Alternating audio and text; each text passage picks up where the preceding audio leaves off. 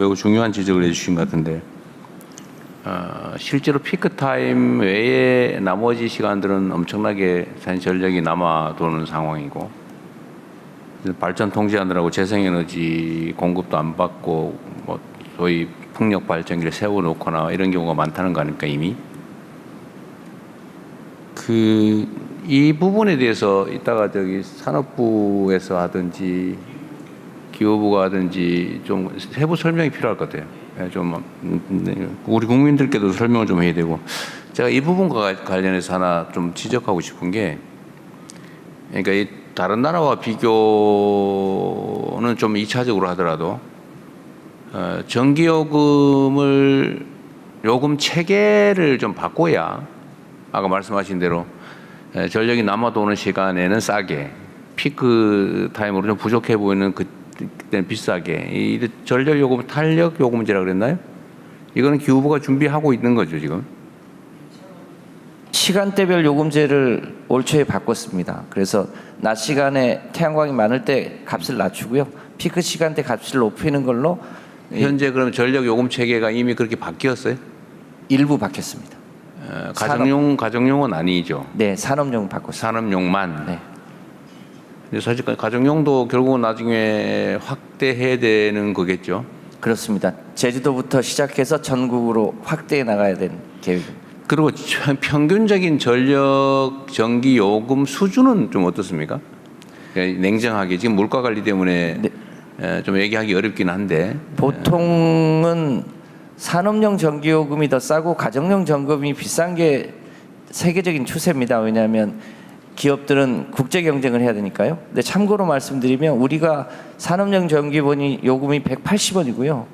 중국이 120원대입니다. 그러니까 중국하고 경쟁을 하는 우리 기업 입장에서는 지금 산업용 전기요금이 굉장히 올라가 있고요. 산업용 전기요금보다 지금 가정용 전기요금이 더 싼 상황입니다. 얼마 정도예요? 킬로와트당?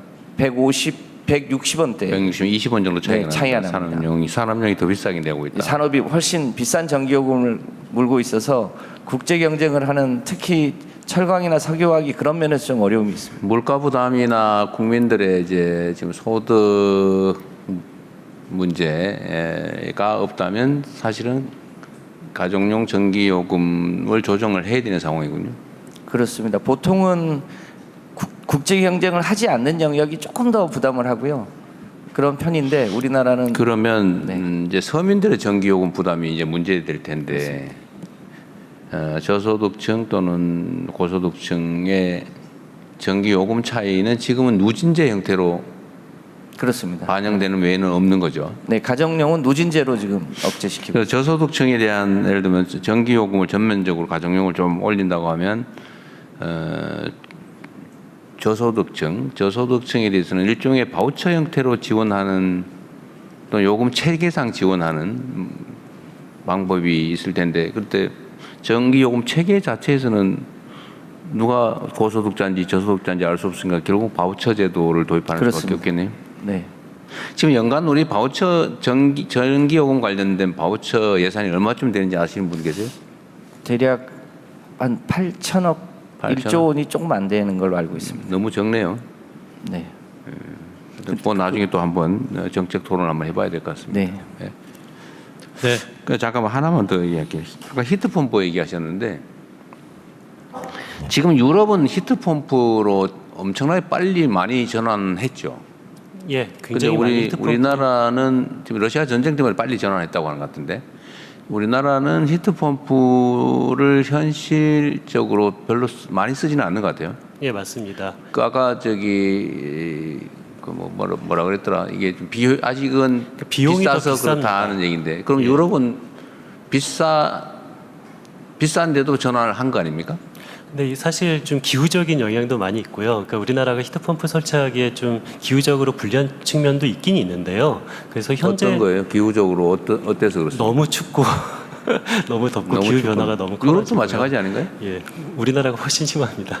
그런데 밤낮 기온 차 이런 것도 영향이 있어요? 예. 그런데 우리나라 같은 경우가 지금 현재 히트펌프가 보급이 안 되는 이유는 가격입니다. 그냥 도시가스가 더 싸기 때문인데 이 히트펌프 돌리려면 전기가 필요한데 근데 전기요금이 도시가스보다 더 비쌉니다. 그런데 다이내믹 프레싱만 잘 된다면 쌀 때 히트펌프를 좀 가동할 수 있지 않을까 생각을 합니다. 그럼 결국 경제 우리 연료 시스템 때문인데 그럼 도시가스가 싼 것은 그냥 시장 경제 원리에 따른 건가요? 아니면 일종의 시장 경제가 그렇습니다. 보조금이나 이런 것 때문은 아니고? 예.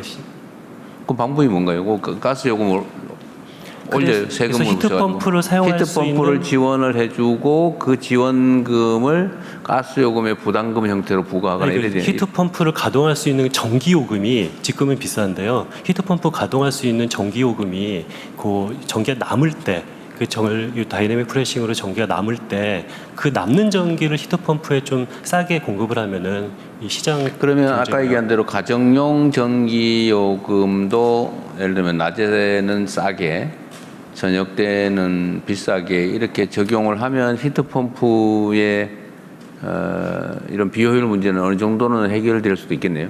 낮 시간에 전기요금이 쌀 때 추결을 할 수 있도록 그러니까. 해서 낮 시간에 수요를 늘려주는 방식으로 하면 되는데 그러니까 지금 가정용은 낮밤 시간에 전기요금 차이가 없잖아요. 그러니까 일단 가정용 쓰는 사람들은 낮에 더 많이 쓰려는 수요가 없는 거 아닙니까? 그냥 쓰는 거 똑같으니까. 근데 히트펌프를 도입하려면 낮에는 싸게, 밤에는 좀 더 비싸게 이렇게 해놔야 히트펌프가 효율성을 가질 수 있다 그 얘기죠. 네, 유럽이 히트펌프로 전환 안 되는 러시아 전쟁 영향이 크고요. 유럽도 히트펌프가 초기 비용이 비싸기 때문에 보조금을 대략 비용의 40% 정도를 유럽도 지원을 해줬습니다. 근데 우리는 그 히트펌프가 대부분 공기열 히트펌프인데요. 전임 정부 때까지 공기열 히트펌프가 보조금 지원 대상에서 빠져 있었습니다.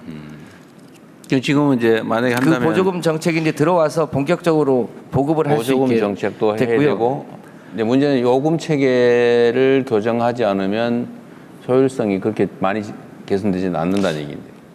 히트펌프가 비싸긴 합니다만 설치만 하면 가스보다 훨씬 비용이 적게 듭니다. 적게 들면서도 낮 시간대 추결을 하고 밤 시간대 쓰면 훨씬 더 효율이 올라가기 때문에 근데 가정용은 지금 밤이나 낮이나 가격이 똑같으니까 사실 그 얘기는 아직은 안 맞는 거죠. 그렇습니다. 그거 고쳐야 가정용은 누진제 문제가 있어서 그 누진제를 풀어주어서 누진제를 풀어주면 일단 지금 얘기하는 이 히트펌프로 대체하기 위한 뭐 프로그램이나 계획은 있어요?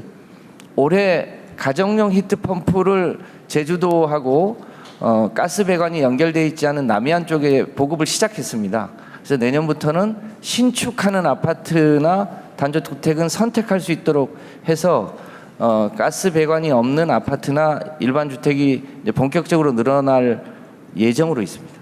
공기열 히트펌프는 그냥 뭐 도심이든 어디든 아무 데나 다 쓸 수 있는 거 아니에요? 그렇습니다. 근데 이거는 우리가 전력 사용의 효율성 제고를 위해서는 반드시 해야 될 일인데 속도를 좀 내야 될 일인 것 같네요, 이것도요. 그렇습니다. 내년부터는 이제 아파트도 가스 배관이 없는 아파트를 지을 수 있도록 그렇게 제도도 바꾸고 혁신도 준비를 하고 있습니다. 공기열 히트펌프를 우리 국민들께서도 좀 이해하실 필요가 있어서 그런데 공기열 히트펌프의 뭐 기본적 원리나 아니면 예를 들면 가정용으로 아파트에다 설치한다 그러면 면적은 얼마나 차지하는지 이런 얘기 잠깐 해줄 수 있어요? 네.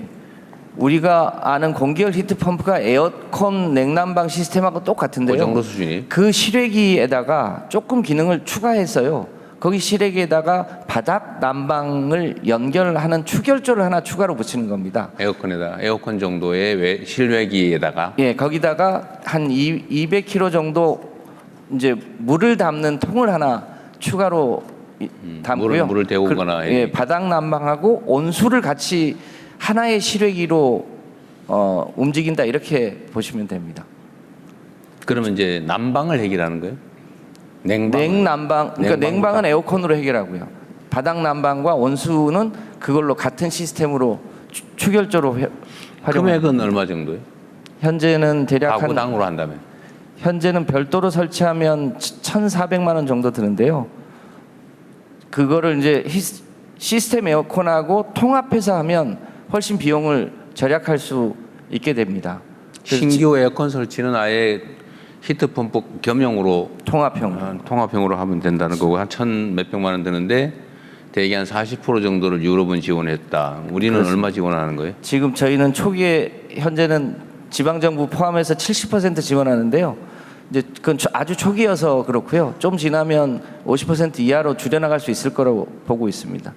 지금은 이제 에너지 문제 해결을 위해서 에너지 사용을 합리화하는 거는 국가적 과제라 네.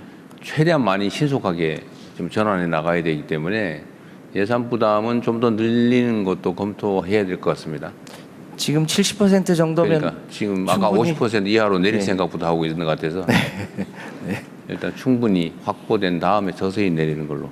네, 지금 이제 수요가 생겨서 대한민국의 그 유명 대기업 두 군데에서 이제 본격적으로 국내 보급을 시작했고 네, 공장도 알겠습니다. 옮겨오고 있습니다. 어쨌든 이거는 개인들에게도 경제적 이익도 있어야 되겠고 그렇습니다. 국가적으로는 전력 사용을 합리화하는 측면도 있고 또 수입 원료 대체하는 측면도 있고 대단히 중요한 과제인 것 같습니다. 네. 네.